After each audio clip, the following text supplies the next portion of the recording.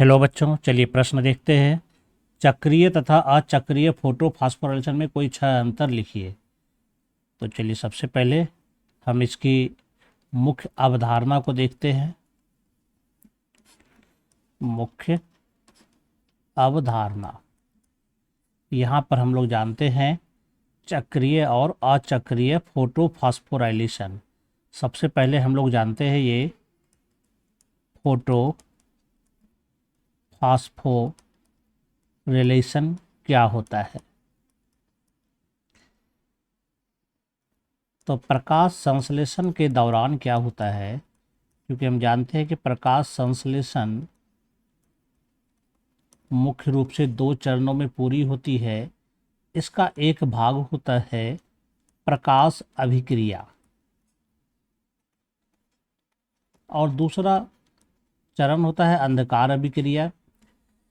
तो अंधकार अभिक्रिया में ही मुख्य रूप से कार्बन का अवकरण होता है और ग्लूकोज का निर्माण होता है। प्रकाश अभिक्रिया में ऊर्जा का उत्पादन होता है। इसी प्रकाश अभिक्रिया में सूर्य प्रकाश की उपस्थिति में सूर्य प्रकाश की उपस्थिति में एटीपी का उत्पादन होता है। एटीपी का उत्पादन होता है। इसे ही फोटोफॉस्फोरिलेशन कहते हैं। और इस एटीपी का उपयोग जो है अंधकार अभिक्रिया में कार्बन के अवकरण में होता है। तो यहाँ पर ये जो फोटोफॉस्फोरिलेशन होता है ये 2 प्रकार से होता है। एक होता है चक्रीय फोटोफॉस्फोरिलेशन, यानी कि इसका मतलब हो गया कि इसमें जो इलेक्ट्रॉन क्लोरोफिल से निकलता है वह चक्रीय रूप से घूम करके वापस फिर उस क्लोरोफिल को इलेक्ट्रॉन मिल जाता है और इस दौरान ऊर्जा का उत्पादन यानी एटीपी का उत्पादन होता है। तो ये चक्रीय कहलाता है। और दूसरा जो होता है वो होता है अचक्रीय फोटोफॉस्फोरिलेशन। तो इसमें जो है जो क्लोरोफिल से इलेक्ट्रॉन निकलता है वह वापस इसको नहीं मिलता है। यह इलेक्ट्रॉन कहीं और चला जाता है, जिसके कारण इस दौरान जो एटीपी निकलता है इसको हम लोग कहेंगे अचक्रीय फोटोफॉस्फोराइलेशन। तो जानते हैं इस दोनों के बीच में मुख्य अंतर क्या है।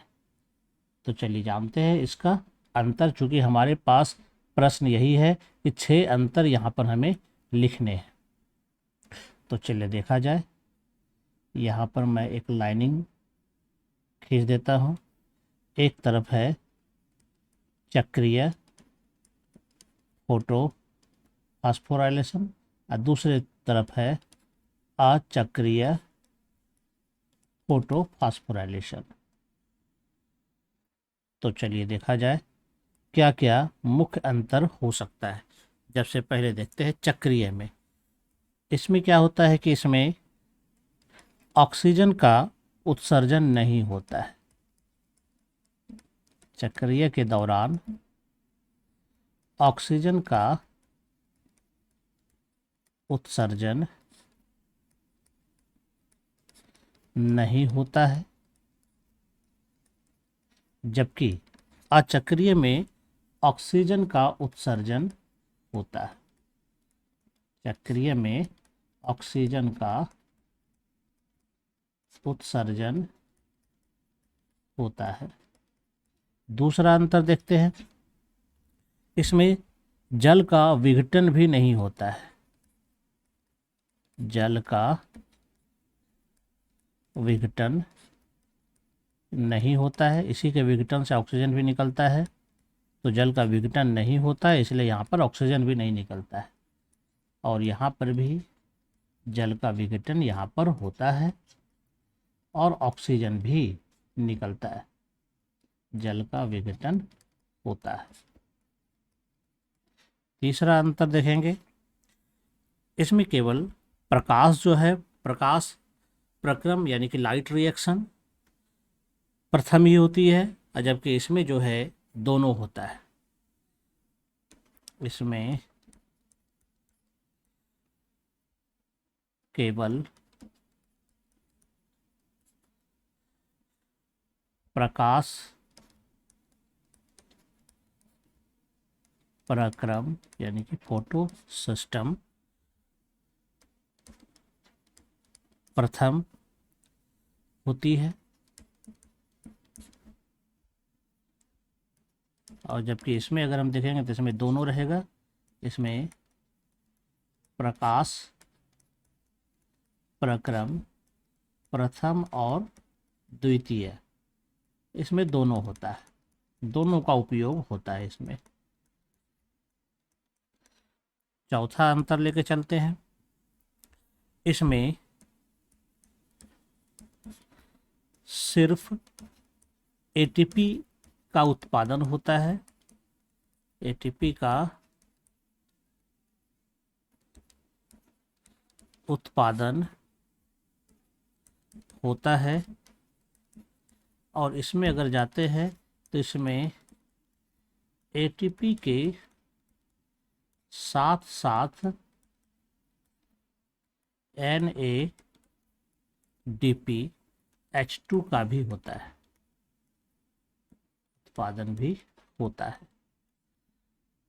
पांचवा अंतर ले तो यहाँ पर जो इलेक्ट्रॉन होता है अंतिम रूप से P700 अंतिम इलेक्ट्रॉन ग्राही होता है, यानी इसी के पास क्लोरोफिल से जो निकलता है इलेक्ट्रॉन इसी को मिलता है।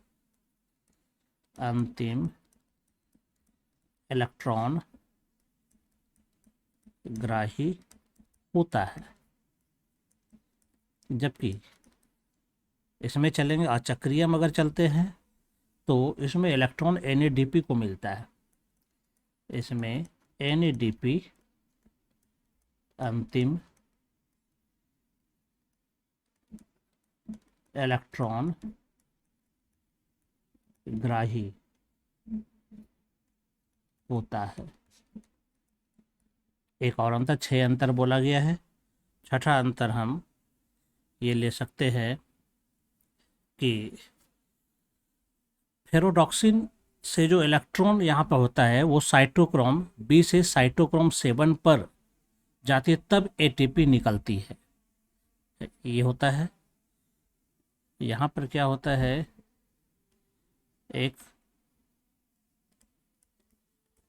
साइटोक्रोम 7 पर आने से ऊर्जा जो है ATP के रूप में संचित होती है, ATP में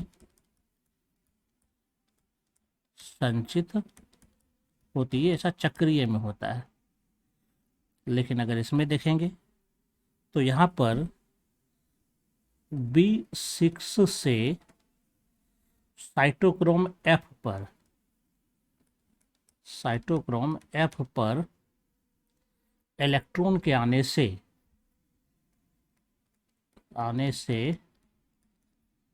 ATP ऊर्जा संचित होती है। तो ये यहाँ पर 6 मुख्य अंतर है जो यहाँ पर पूछा गया था। दोनों में क्या अंतर है, तो जो चक्रीय होते हैं और दूसरा अचक्रीय, तो चक्रीय में ऑक्सीजन का उत्सर्जन नहीं होगा क्योंकि यहाँ पर जल का विघटन भी नहीं होता है, जबकि इसमें ऑक्सीजन का उत्सर्जन होगा और जल का भी विघटन होगा।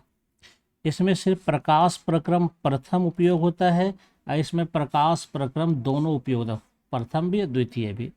इसमें सिर्फ ATP का उत्पादन होगा, तो इसमें ATP के साथ साथ NADPH2 का भी उत्पादन होता है।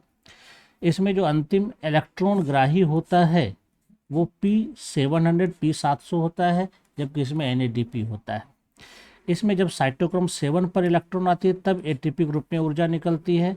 साइटोक्रोम 7 पर, यहाँ पर B6 से साइटोक्रोम F पर जब इलेक्ट्रॉन गति करती है तब एटीपी ऊर्जा निकलती है। इस तरह से हम यहाँ पर देख सकते हैं कि दोनों के बीच में अंतर क्या है, चक्रीय में और अचक्रीय फोटोफॉस्फोराइलेशन में। आशा करता हूँ आप समझ गए होंगे। धन्यवाद।